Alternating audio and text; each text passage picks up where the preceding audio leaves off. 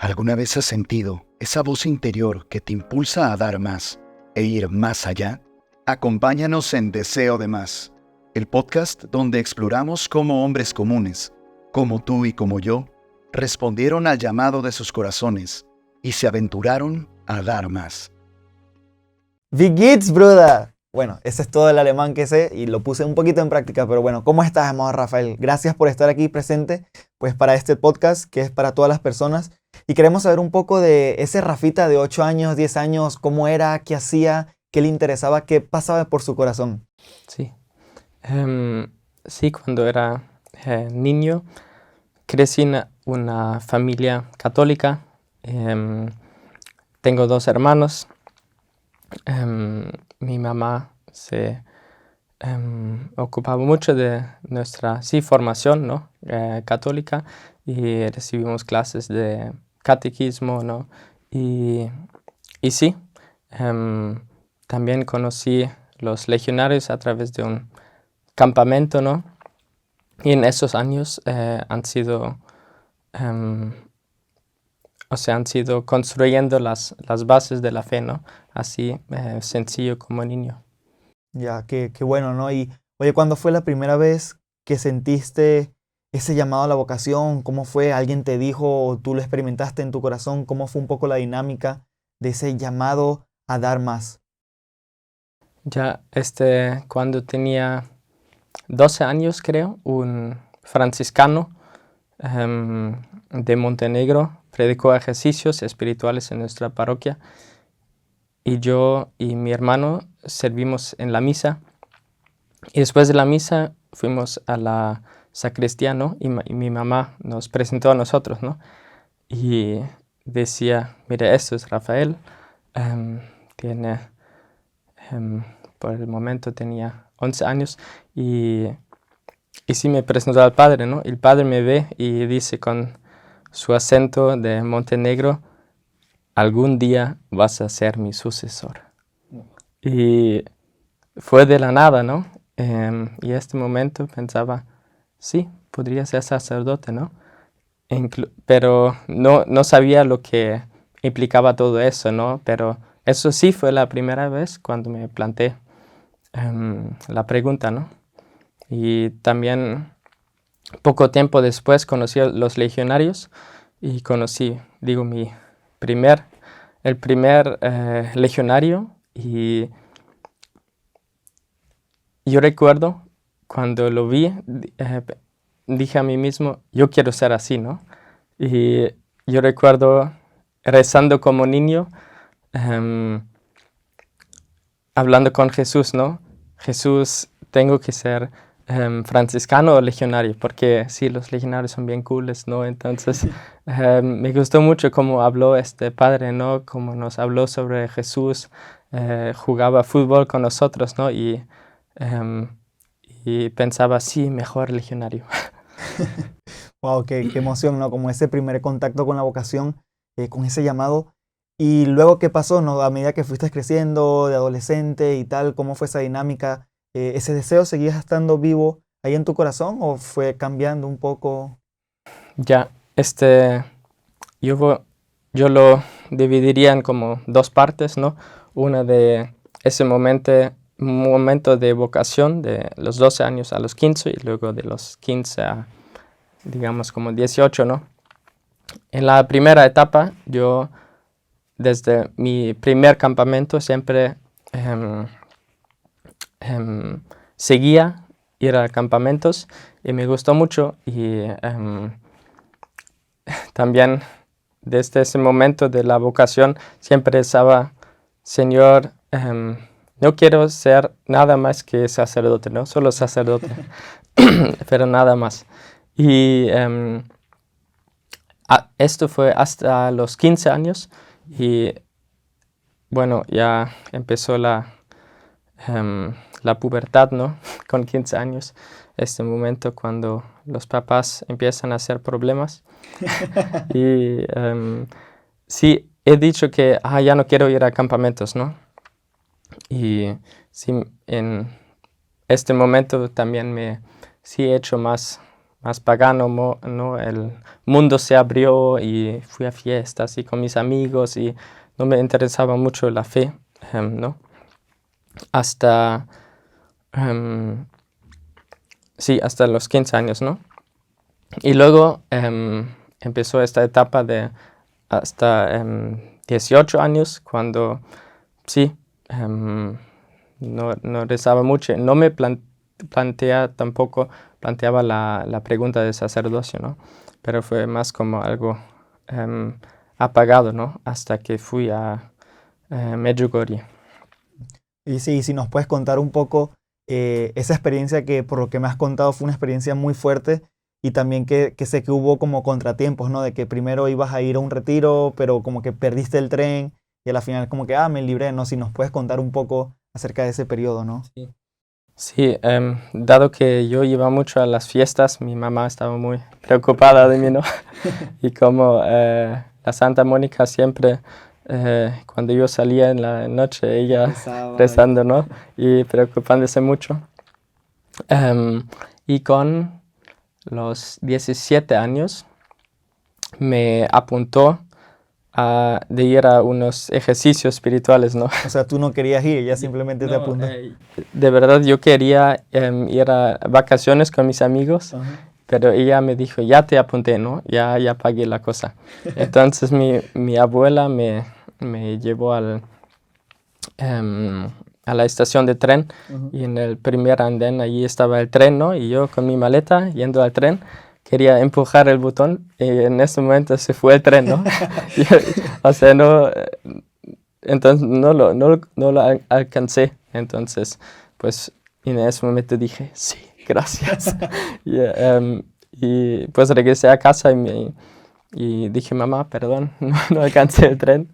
Y sí, pero pocas semanas después ella me dijo, oye, ya que no vas a ir a ejercicios, te apunté para ir a Medjugorje, al Festival de Juventud, que es siempre en la primera semana de agosto, y vas a ir con 2 legionarios y un amigo, y vas en coche, ¿no? Pues este coche no perdí, y sí fui a Medjugorje, ¿no? Y no tenía expectativas, pero recuerdo cuando llegamos, yo abrí la puerta del coche y yo sabía que algo está diferente aquí, hay algo especial, ¿no? Y sí, allí todo el día era oración, todo el día. O sea, nos levantamos como oraciones de la mañana, alabanza, con coreografía, los jóvenes bailaban y cantaban, ¿no? Rosario, testimonios, misa, adoración, rosario, adoración, o sea, todo el día rezar, ¿no? Y me encantó. Sí, fue muy curioso porque antes estaba más en el mundo, ¿no? Y me fastidiaba más esas cosas así de oración, pero allí me encantó. Había un espíritu muy padre, ¿no? Y en un momento subimos al monte de aparición, donde aparece la Virgen. Y a mitad del camino, yo andaba rezando el rosario, me volteé, ¿no? Y vi todo el valle con la iglesia y estaba rezando y un momento me vino con pensamiento de, oye Rafael, aunque has tratado de ser un buen hijo para mis papás, un buen hermano para mis hermanos, una buena persona, has hecho todo para ti, ¿no? Y ahora es el momento cuando puedes hacer algo para Jesús, ¿no? Por Jesús. Y sí, era un pensamiento y me chocó bastante fuerte, ¿no? Que de repente de la nada sale eso, ¿no? Y también luego en la adoración allí en Medjugorje también me tocó bastante y recibí una gran alegría, ¿no? Y yo recuerdo, después tarda como 5 o 6 días este festival, ¿no? Y yo fui a mi casa y llegando a mi casa, abrí la puerta, ¿no? Y vi a mi mamá y la abracé como lleno de alegría, ¿no? Que dije, mamá, gracias que me has esforzado ir a Medjugorje, ¿no? Y yo estaba tan feliz y sí, era una alegría que dije, yo no puedo vivir sin esto, ¿no? Hay algo allí que tengo que tener esto, ¿no? Y también que sí quiero como cambiar la vida, ¿no? O sea, estar más cerca de Jesús, rezar más, ¿no? Y tenía esta alegría de que no quería no tener. Wow. Sí, y luego de eso creo que también luego vino un periodo como pues de ese querer responder a Jesús, como decías, ¿no? De querer darle, y pues diste un año de tu vida al Señor como colaborador, como un chico normal, ¿no? Fuiste a Estados Unidos, lo querías hacer allá, pero al final como que no hubo tiempo, entonces tuviste que regresar a Alemania. ¿Y cómo fue eso, no? Ese año de colaborador, ¿qué pasó, no? ¿Cuál fue uno de los momentos claves de ese año, no? Sí. Hubiera sido un año, pero salió que solo eran 3 meses y el Señor tenía planes diferentes. Pero sí, yo estuve en Alemania y apoyé a los padres a preparar los campamentos, ¿no? Estuve un campamento con un padre, luego preparé otro y otro campamento y también ayudé un poco en la apostólica, ¿no? Y el rector de la apostólica, Padre Valentín, me pidió que ellos imprimían historias vocacionales de legionarios, ¿no? Y estaba allí como en formato de foto y compraron marcos, ¿no? Y me preguntaron, oye, ¿puedes como colocarlos bien allí en los pasillos, ¿no? Ahí. Porque sí, los pasillos estaban muy blancos, no había nada. Entonces me preguntaron, oye, eso sería un bonito detalle, ¿no? Y yo estaba leyendo algunas historias vocacionales y pues me impresionó mucho, ¿no? Y en un momento pensaba, oye, quizás algún día tengo una historia vocacional así. Y en el mismo momento pasó el Padre Valentín y me dijo, oye, quizás algún día tienes una historia vocacional así, ¿no? Y regresé al cuarto donde preparaba todo, donde puse las imágenes en los marcos, ¿no? Y eso para mí fue el momento de mi vocación, porque en ese momento escuché una voz interior, no audible, no, pero interior, que decía, Rafael, tienes que ser legionario y sacerdote. Y para mí eso fue el momento decisivo, ¿no? Y yo y mi respuesta en ese momento fue sí. Entonces fui con el padre a hablar con él y dije, padre, después de ese año me encantaría entrar en el noviciado. El padre me dijo, ¿qué? ¿Sí? ¿En serio? Sí, porque ya habíamos hablado varias veces antes, pero nunca sobre la vocación, ¿no? Incluso antes de ir a la apostólica, pasé una semana en el noviciado, ¿no? Y mi experiencia del noviciado, yo recuerdo, viendo los novicios, era, wow, ellos rezan mucho, ¿no? O sea que, qué aburrido. Eso no es cosa para mí, ¿no? Yo recuerdo justo eso, ¿no? Y después de ese momento en la apostólica, ese llamado, ya no quería nada más que entrar al noviciado. Yo sabía, tengo que estar en el noviciado, ¿no?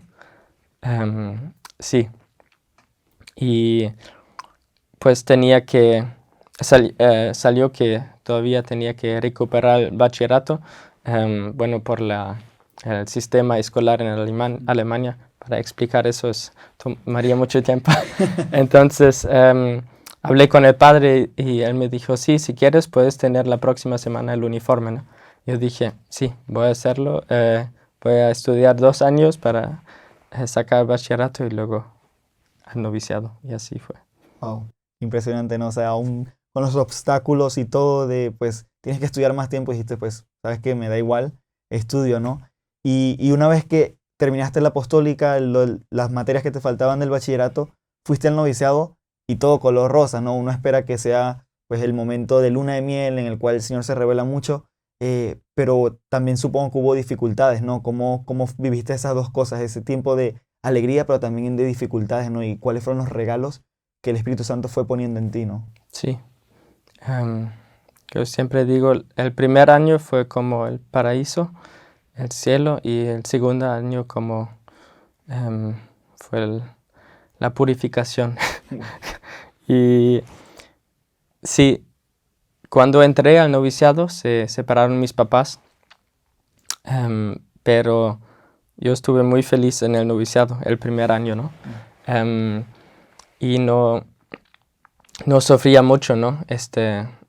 Lo que estaban sufriendo mis papás. Pero después de 9 meses uno hace una visita a casa, ¿no? Y estuve ahí varios días y estuve con mi mamá en mi casa y con mi papá en su apartamento, ¿no? Y viendo ellos sufriendo, me di cuenta que lo difícil que es, ¿no? Para ellos. Y regresando al noviciado, me chocó mucho esta situación de ellos, ¿no? Y de repente, allí empezó como un tiempo muy difícil de crisis, de cuestionarme mucho, de no confiar en Dios, ¿no? Porque sí fue siempre esa pregunta, si Dios Padre es bueno, ¿no? Si, viendo el dolor, ¿no? Que me rodea, que pasó en mi familia, ¿no? Y allí sí fue muy, muy difícil, ¿no? Y pensaba, ¿cómo puedo hacer la profesión al final del noviciado, después de esos 2 años, dándole toda mi vida en las manos del Padre, de Dios Padre, pero yo todavía no confiando que el Padre es bueno, ¿no? Y eso sí fue la dificultad. Wow, qué bonito, ¿no? Y luego ya, simplemente para terminar y hacerte una pregunta que a veces puede sonar un poco difícil, ¿no? Pero mirando hacia el futuro, ¿tú realmente crees que puedes ser feliz? O sea, con la vida que vas a tener, esas luces que vas a tener, pero también las dificultades. ¿Tú, Rafael Mayer, realmente crees que puedes ser feliz? Como buen idealista alemán, diría que sí. Pero depende de lo que significa ser feliz, ¿no? Porque si ser feliz significa siempre sentirse bien en mi vocación, seguramente que no. Y está bien, ¿no? Porque, digo, todo camino, sea el matrimonio, sea el sacerdocio conlleva dificultad, ¿no? Y cruz. Y entonces sentirme bien, no. Pero estar seguro que estoy llamado de Dios de ser sacerdote, de este llamado de ser otro Cristo, ese llamado a servir a la gente, ¿no? Con el sacerdocio, creo que sí, porque tengo al final la seguridad que es un llamado de Dios y no depende de mí, ¿no? Entonces es como don y yo puedo acoger ese don. Entonces te diría que sí. Qué grande, amado Rafael. Pues muchísimas gracias por abrir tu corazón y contarle esto a tantas personas que necesitan, ¿no? Ese deseo de querer dar más, de sobre todo escuchar esa voz del Padre, ¿no? Entonces, muchísimas gracias por tu testimonio. Nada, sigue entregando y dándola todo, ¿no? Como nos has expresado, ¿no? Un gusto. Muchas gracias. Gracias por acompañarnos en Deseo de Más. Te invitamos a seguir escuchando esa voz interna de dar más y a querer ser parte del cambio que deseas ver en el mundo. Nos vemos en el siguiente capítulo.